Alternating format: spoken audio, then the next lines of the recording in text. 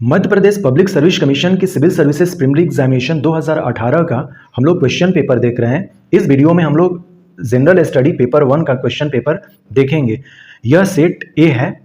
Total 100 questions होते हैं 200 marks के। समय हमें 2 घंटे का दिया जाता है। इस क्वेश्चन पेपर में निगेटिव मार्किंग नहीं है, अर्थात कि हमें 100 के 100 क्वेश्चन अटेम्प्ट करने होते हैं। क्वेश्चन नंबर 1, मध्य प्रदेश के राज पक्षी का नाम क्या है? शाही बुलबुल। ऑप्शन सी करेक्ट आंसर है। एनजीटी का पूर्ण फॉर्म क्या है? NGT, national green tribunal. Option A correct answer है। एनजीटी की स्थापना जो है 2010 में हुई थी और इसका हेडक्वार्टर जो है वो न्यू दिल्ली में है। क्वेश्चन नंबर 3, भारत का सबसे पहला जैविक खेती पर आधारित राज्य कौन सा है? तो Sikkim. Option C correct answer है। Question number 4, Madhya Pradesh public service commission के द्वारा इस क्वेश्चन को डिलीट कर दिया गया था। इस तरह के कई क्वेश्चंस और भी दिखेंगे हमें जिसको कि डिलीट कर दिया गया था, तो इसलिए इस क्वेश्चन को देखने की जरूरत अभी नहीं है। क्वेश्चन नंबर 5, निम्नलिखित में से कौन सी औषधीय फसल है? तो धृत कुमारी। ऑप्शन बी करेक्ट आंसर हो जाएगा। हरे पौधों द्वारा प्रकाश संश्लेषण प्रक्रिया में प्रयुक्त सौर ऊर्जा का रूपांतरण केमिकल एनर्जी में हो जाता है, रासायनिक ऊर्जा में हो जाता है। ऑप्शन ए करेक्ट आंसर है। मनुष्य की श्राव्यता की जो सीमा है वो 20 हर्ज से 20,000 हर्ज तक है। ऑप्शन ए करेक्ट आंसर हो जाएगा। निम्नलिखित में कौन सा मरुस्थल है? तो सिंधु क्षेत्र जो है वो अपना मरुस्थल हो जाएगा। हम लोग जानते हैं कि अपने सिंधु क्षेत्र में ही थार मरुस्थल है जो भारत और पाकिस्तान दोनों में विस्तृत है, जबकि गंगा क्षेत्र और असम क्षेत्र जो है यह मैदानी भाग है और मध्य भारत जो है ये प्लेटू से रिलेटेड है। तो ऑप्शन ए करेक्ट आंसर हो जाएगा। Name of the state bird of Madhya Pradesh show paradise fly catcher. Option C correct answer है। एनजीटी का full form national green tribunal है। इसकी स्थापना 2010 में हुई थी। Name of the first state of India which is dependent on organic farming. तो correct answer Sikkim है। और क्वेश्चन नंबर 4 को डिलीट कर दिया गया था, इसको काउंट नहीं किया गया था। विच of the following is a medicinal crop? तो एलोवेरा। एलोवेरा को हम लोग हिंदी में धृत कुमारी कहते हैं। ऑप्शन बी करेक्ट आंसर है। The sunlight energy used by green plants in photosynthesis is transforms into chemical energy. Option A correct answer है। Audible range जो है ह्यूमन की वो 20 हर्ज से लेकर 20,000 हर्ज तक होती है। ऑप्शन ए करेक्ट आंसर है। Which of the following is a desert region? तो सिंधु एरिया जो है वो डेजर्ट में आ जाएगा। अंतर्राष्ट्रीय पृथ्वी दिवस जो है हम लोग 22 अप्रैल को सेलिब्रेट करते हैं। यहां पर हमें 3 डेट याद रखने होंगे। एक है 22 मार्च, एक है 22 अप्रैल और एक है 22 मई। देखिए, सबसे पहले हम लोग वाटर, हमारे अर्थ पर क्या आता है? सबसे पहले वाटर आता है। तो वाटर के ही थ्रू हमारे पृथ्वी का नाम पृथ्वी पड़ता है, क्योंकि यहाँ पर वाटर मिलता है और वाटर में ही जीवन की उत्पत्ति होती है। तो सबसे पहले 22 मार्च को वाटर डे सेलिब्रेट करेंगे और फिर 22 अप्रैल को हम लोग अर्थ डे सेलिब्रेट करेंगे और 22 मई को जब अर्थ हो गया तब हमारे पास बायोडाइवर्सिटी हो जाएगी। तो बायोडाइवर्सिटी जो डे है हम लोग 22 मई को सेलिब्रेट करते हैं। आई होप शो कि ये तीनों डेट जो है वो याद हो गए होंगे। 22 मार्च वाटर डे, 22 अप्रैल पृथ्वी दिवस यानी कि अर्थ और 22 मई जो है वो बायोडाइवर्सिटी डे है। निम्नलिखित में से कौन सा सही युग्म सुमेलित नहीं है पूछा गया है? तो island of last girls Kunal Basu के द्वारा नहीं लिखी गई है। ऑप्शन डी करेक्ट आंसर है। ये सब करंट का ऑप्शन है। ऑप्शन सी करेक्ट आंसर है। ये भी करंट का है तो देखने की जरूरत नहीं है इसको। विशाल सिक्का ये भी करंट का है। वर्तमान में अंतर्राष्ट्रीय जो मुद्रा कोष था IMF, उसके सदस्यों की संख्या जो थी वो 189 थी 2018 में जब एग्जाम हुआ था। तो ये सब करंट के क्वेश्चंस हैं, इस पे हमें समय देने की अभी जरूरत नहीं है। क्वेश्चन नंबर 15 को भी डिलीट कर दिया गया है, ये भी क्वेश्चन को। नेक्स्ट, मध्य प्रदेश राज्य कोषीय उत्तरदायी एवं बजट प्रबंधन अधिनियम किस वर्ष पारित हुआ? 2005 में। ऑप्शन सी करेक्ट आंसर है। ये करंट का क्वेश्चन है। ऑप्शन डी करेक्ट आंसर हो जाएगा।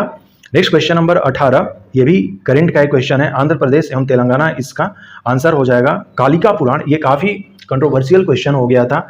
इसका फाइनल आंसर की में जैन धर्म को कंसीडर कर लिया गया था। वैसे इसमें शाक्त या शक्ति धर्म से रिलेटेड इसको माना जाता है कालिका पुराण को। अभी जस्ट हम लोग देख लेते हैं, लेकिन फाइनल आंसर कालिका पुराण किस धर्म से संबंधित है? तो जैन धर्म से। मध्य प्रदेश के द्वारा ये फाइनल आंसर की दिया गया था। देख लेंगे भी हम लोग इसको। प्राचीन काल में किस वर्ण को सार्थवाह भी कहा जाता था? तो वैश्य। ऑप्शन सी करेक्ट आंसर है।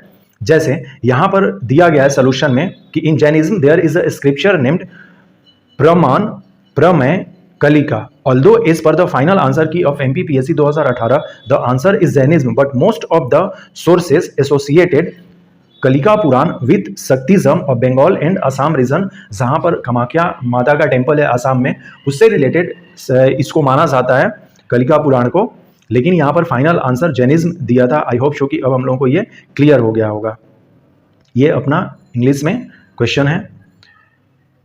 इन एंशियंट पीरियड विच वर्ण वाज ऑल्सो कॉल्ड सार्थ, वह तो वैश्य हो गया, और ये जो कलिका पुराण है ये जैनिज्म से एसोसिएटेड है। ऑप्शन डी करेक्ट आंसर है। सुंगों के पूर्वज जो थे वो मूलतः उज्जैन से थे, मगध नहीं होगा इसका सही answer. Option C correct answer है। शेर शाह का उत्तराधिकारी जो है इस्लाम शाह थे। ऑप्शन बी करेक्ट आंसर हो जाएगा। ईस्ट इंडिया कंपनी के प्रारंभिक दौरों में वेस्टर्न प्रेसिडेंसी कहां थी, तो सूरत में थी। ऑप्शन ए करेक्ट आंसर है। ब्रिटिश साम्राज्य पूरी तरह से सड़ चुका है, हर तरफ से भ्रष्ट, अत्याचारी व हीन है, यह कथन किसके द्वारा कहा गया था, तो सिस्टर निवेदिता के द्वारा कहा गया था। ऑप्शन ए करेक्ट आंसर है। भारत छोड़ो का नारा किसने दिया था, तो यूसुफ मेहर अली ने इस चीज को क्वाइंट किया था। क्विट इंडिया जो शब्द है क्वाइंट बाई यूसुफ मेहर अली ने ये बातें कही थी, और गांधी जी ने क्विट इंडिया मूवमेंट में भारत छोड़ो आंदोलन को प्रचार किया था। तो भारत छोड़ो जो नारा है किसने लिखा था या किसने दिया था, तो यूसुफ मेहर अली इसका सही आंसर हो जाएगा। प्लान्ड इकोनॉमी फॉर इंडिया पुस्तक के लेखक एम विश्वेश्वरैया हैं, मोक्षगुंडम विश्वेश्वरैया इसका सही आंसर हो जाएगा। ऑप्शन सी करेक्ट आंसर है। The ancestor of Sunga originated from Ujjain, option C correct answer है। सिस्टर निवेदिता ने यह स्टेटमेंट कही थी कि the British empire is rotten to core, corrupt in every direction and tyrannical and mean. This statement made by sister Nivedita. The successor of Sher Shah watch इस्लाम शाह, और slogan coined, यहाँ शब्द English में लिखा हुआ है क्वाइंड, इसलिए इसका फाइनल आंसर जो है और यूसुफ मेहर अली ही है, जो ऑप्शन सी करेक्ट आंसर है। प्लान्ड इकोनॉमी फॉर इंडिया ये एम विश्वेश्वरैया की बुक है, और western presidency situated in the early period of the east India company, so correct answer is Surat. Option A correct answer है इसका। किस नरसंहार को मध्य प्रदेश का जालियांवाला बाग कांड कहा जाता है, तो चरण पादुका नरसंहार। ऑप्शन ए करेक्ट आंसर है। भारत की सबसे लंबी नदी जो है वो गंगा है। भारत की दक्षिणतम पर्वत श्रेणी जो है वो कार्डमम है। भारत का कौन सा राज्य अधिकतम राज्य सीमाओं को छूता है, उत्तर प्रदेश है। क्वेश्चन नंबर 31, भारत का दूसरा बड़ा नदी बेसिन जो है वो गोदावरी बेसिन है। ऑप्शन सी करेक्ट आंसर है। पाक जल डमरू किनके मध्य स्थित है, तो भारत और श्रीलंका इसका सही आंसर है। इंटर ट्रॉपिकल कन्वर्जेंस जोन जो है एक निम्न वायु दाब पेटी स्थित है, यह भूमध्य रेखा पर स्थित है। ऑप्शन डी करेक्ट आंसर है। कान्हा जो राष्ट्रीय उद्यान है यह एक टाइगर रिजर्व भी है, बाघों के लिए यह हो जाएगा। ऑप्शन डी करेक्ट आंसर है। चरण पादुका मसाकर जो है इसे मध्य प्रदेश का जालियांवाला बाग ट्रेजेडी भी कहते हैं। The second largest river basin in India is Godavari. Option C correct answer है। Palk strait is located between India and Sri Lanka. The longest river in India is Ganga river. Option B correct answer हो जाएगा। The southern most range of India is cardamom. और हमने देखा कि ITC Z और low pressure zone is located at the equator. और Kanha national park जो है ये टाइगर के लिए फेमस है, और सबसे ज़्यादा स्टेट बाउंड्रीज जो है मैक्सिमम वो उत्तर प्रदेश से 9 राज्यों से और यूटी मिलाकर जो उत्तर प्रदेश है वो टच करती है। तो ऑप्शन डी करेक्ट आंसर हो जाएगा। नेपा नगर अखबारी कागज के लिए फेमस है। मध्य प्रदेश के निम्नलिखित स्थानों में से कौन सा एक 80 डिग्री पूर्वी देशांतर पर या उसके निकटतम स्थित है, तो जबलपुर इसका सही आंसर है। Option A.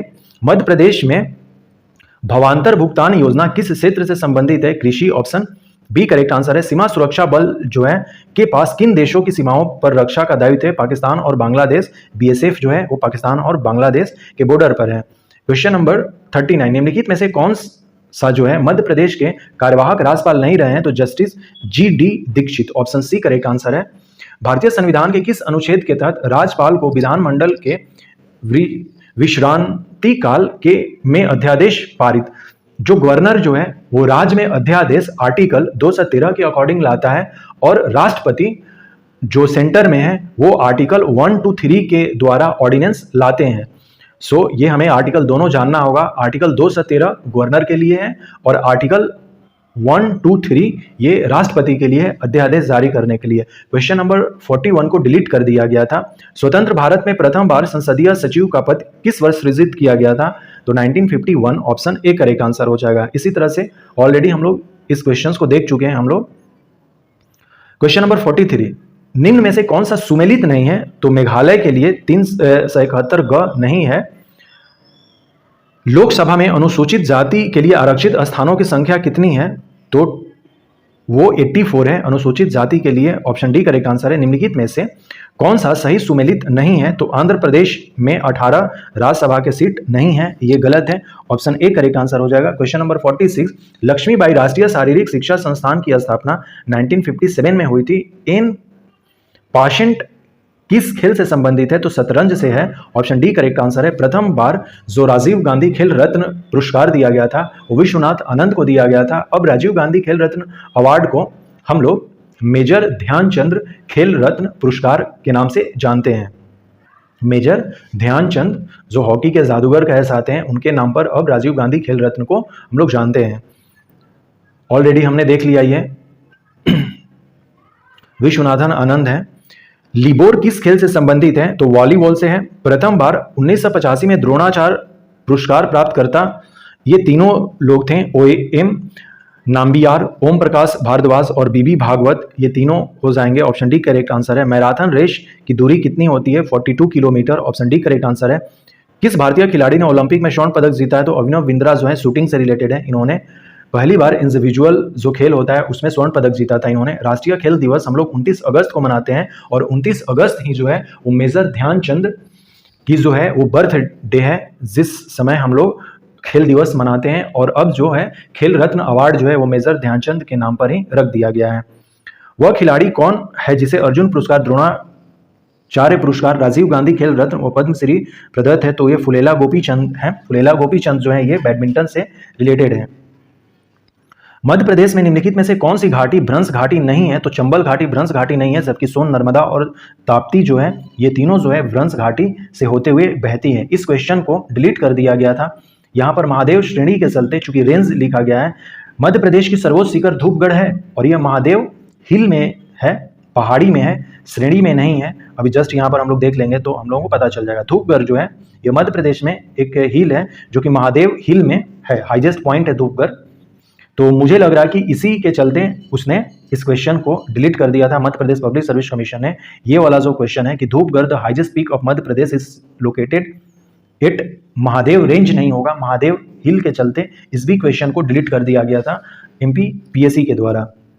क्वेश्चन नंबर 57, निम्नलिखित में से कौन सी नदी चंबल में नहीं मिलती है? तो बेतवा जो है चंबल से की सहायक नदी नहीं है। मध्य प्रदेश का कौन सा जिला गुजरात और राजस्थान राज्यों की सीमाओं को छूता है? तो अपना जो झाबुआ जिला है। ऑप्शन ए करेक्ट आंसर है। मध्य प्रदेश की जलवायु जो है मानसूनी जलवायु है। मलाज खंड किस खनिज के लिए जाना जाता है? तो तांबा। ऑप्शन बी इसका सही हो जाएगा। मध्य प्रदेश के किस जिले में जनजातीय जनसंख्या का सर्वाधिक प्रतिशत है? तो Alirajpur. Option C correct answer है। गुजरी महल किसने बनवाया था? तो मान सिंह के द्वारा बनाया गया था ये। बेतवा जो है वो चंबल की ट्रिब्यूटरी नहीं है। ये सारा चीज हम लोगों ने देख लिया। ये झाबुआ डिस्ट्रिक्ट हो जाएगा। मध्य प्रदेश का क्लाइमेट मानसूनी क्लाइमेट हो जाएगा। गुजरी महल built by Man Singh. Option C correct answer है। क्वेश्चन नंबर 63, मध्य प्रदेश का कौन सा नगर राष्ट्रीय राजमार्ग 3 पर स्थित नहीं है? तो Sujalpur. Option D correct answer है। ये करंट का क्वेश्चन है। ऑप्शन सी इसका सही आंसर है। निम्नलिखित में से मध्य प्रदेश में किस जिले का लिंगानुपात 1000 से अधिक है? तो Dindori. Option D correct answer है। मध्य प्रदेश के मुख्य सचिव नहीं रहे हैं, तो इसमें PK नरोन्हा जो हैं ये मध्य प्रदेश के कभी सचिव नहीं रहे हैं। मध्य प्रदेश जिला योजना समिति अधिनियम किस वर्ष पारित किया गया था? 1995 में। तेजस्विनी ग्रामीण महिला सशक्तिकरण कार्यक्रम में वित्तीय सहयोग प्रदान करने वाला संगठन IFMD है। ऑप्शन सी करेक्ट आंसर है। मध्य प्रदेश में मुख्यमंत्री ग्राम सड़क योजना का प्रारंभ 2010-11 में हुआ था। MP incubation and start up policy 2016 में लागू हुई थी। ऑप्शन डी करेक्ट आंसर है। हम लोग इन क्वेश्चंस को भी देख सकते हैं। क्वेश्चन नंबर 71, ये भी जो है करंट का क्वेश्चन है। ये भी लगभग करंट का ही क्वेश्चन है कि अटल ज्योति योजना 2013 के अंतर्गत ग्रामीण कृषि क्षेत्रों को कितने न्यूनतम घंटे बिजली देने? तो ये जो क्वेश्चन है कंप्यूटर पर लिखित लिंक्ड जानकारी के संग्रह को जो इंटरनेट के माध्यम से उपलब्ध होती है उसको हम लोग वर्ल्ड वाइड वेब कहते हैं। WW वेब साइट खोलने के बाद वेब ब्राउजर द्वारा प्रदर्शित पहले पृष्ठ को हम लोग होम पेज कहते हैं। ऑप्शन ए करेक्ट आंसर है। क्वेश्चन नंबर 75, पोर्टल खोज क्षमता, ईमेल, समाचार, स्टॉक की कीमतें, मौसम संबंधित जानकारी, खेल और मनोरंजन जैसी सेवाएं प्रदान करती है। ऑप्शन बी करेक्ट आंसर है। निम्नलिखित के संक्षिप्त रूपों में से कौन सा सामान्य रूप से अवांछित जंक ईमेल का वर्णन करता है? तो spam. Option D correct answer है। एक जानबूझकर विघटनकारी सॉफ्टवेयर जो कंप्यूटर से कंप्यूटर तक फैलता है वो वायरस कहते हैं। ऑप्शन डी करेक्ट आंसर है इसका।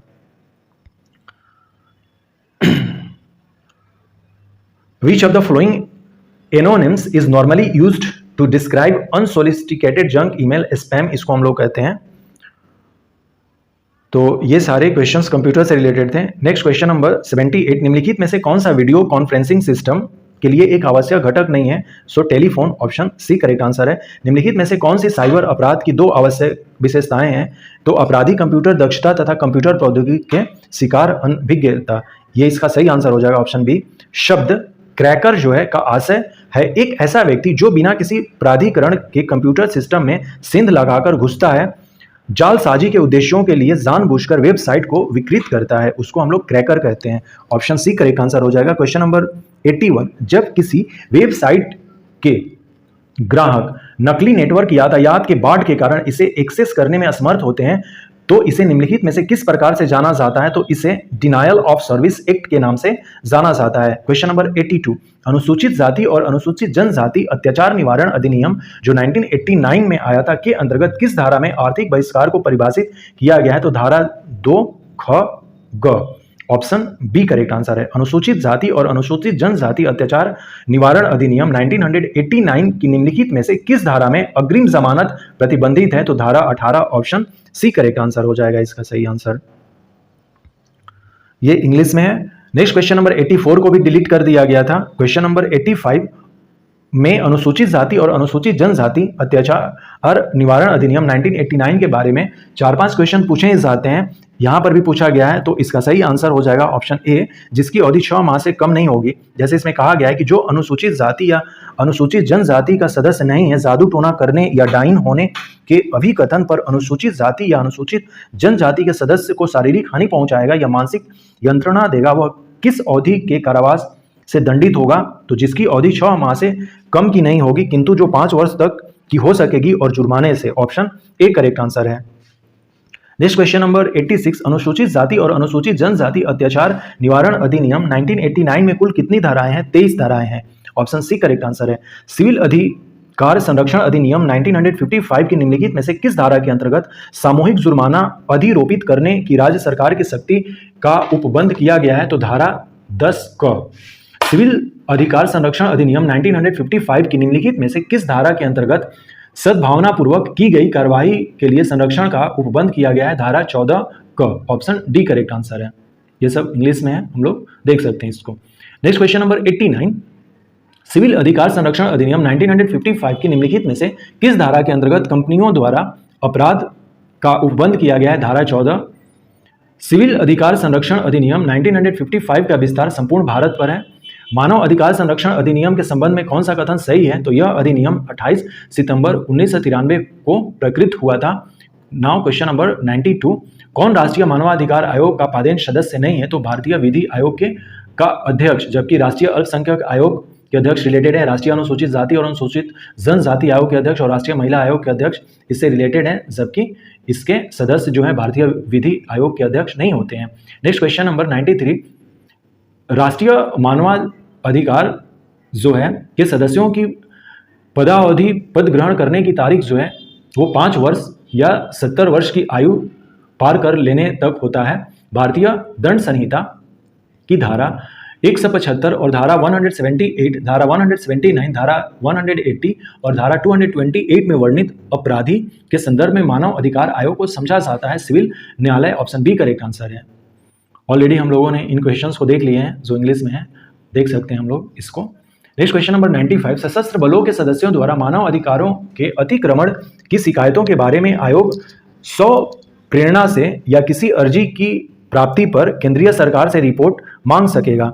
क्वेश्चन नंबर 96, राज्य मानव अधिकार आयोग में सदस्य के रूप में उच्च न्यायालय का कोई आसीन न्यायाधीश या कोई आसीन जिला न्यायाधीश किसके परामर्श के पश्चात नियुक्त किया जा सकता है? तो संबंधित राज्य के उच्च न्यायालय के मुख्य न्यायाधीश। ऑप्शन बी करेक्ट आंसर है। क्वेश्चन नंबर 97, राज्य आयोग के अध्यक्ष के पद पर हुई रिक्ति की दशा में किसी एक सदस्य को अध्यक्ष के रूप में कार्य करने के लिए प्राधिकृत करने की शक्ति किसमें है? तो राज्यपाल। ऑप्शन डी करेक्ट आंसर हो जाएगा। क्वेश्चन नंबर 98, राज्य आयोग का प्रत्येक सदस्य एवं मानव अधिकार संरक्षण अधिनियम के अधीन कृत्यों का प्रयोग करने के लिए आयोग या राज्य आयोग द्वारा नियुक्त या प्राधिकृत प्रत्येक अधिकारी समझा जाता है लोक सेवक। ऑप्शन बी करेक्ट आंसर है। क्वेश्चन नंबर 99, राज्य आयोग अपना वार्षिक प्रतिवेदन किसके समक्ष प्रस्तुत करता है? तो राज्य सरकार। ऑप्शन बी करेक्ट आंसर है। और क्वेश्चन नंबर 100, मानव अधिकार संरक्षण अधिनियम में सशस्त्र बल की परिभाषा में निम्नलिखित में से कौन सा शामिल नहीं है पूछा गया है? तो राज्य के सशस्त्र बल। तो ये अपने टोटल 100 क्वेश्चंस हुए जो कि मध्य प्रदेश पब्लिक सर्विस कमीशन के द्वारा जो सिविल सर्विसेज प्रीलिमिनरी एग्जामिनेशन 2018 की जो परीक्षा हुई थी पीटी की, उसकी हम लोगों ने फाइनल आंसर की के साथ हम लोगों ने देखा। हम लोग सेट ए का क्वेश्चन पेपर देख रहे थे और ये क्वेश्चंस के फाइनल उत्तर है समान अध्ययन प्रथम प्रश्न पत्र का। जैसे क्वेश्चन नंबर 4 को डिलीट किया गया है, 56 को भी डिलीट किया गया है, इसी तरह से कुछ क्वेश्चंस को डिलीट किया गया है। हम लोगों ने टोटल 100 क्वेश्चंस को देखें इस वीडियो में। So thanks and take care. मिलते हैं फिर अगले वीडियोस में।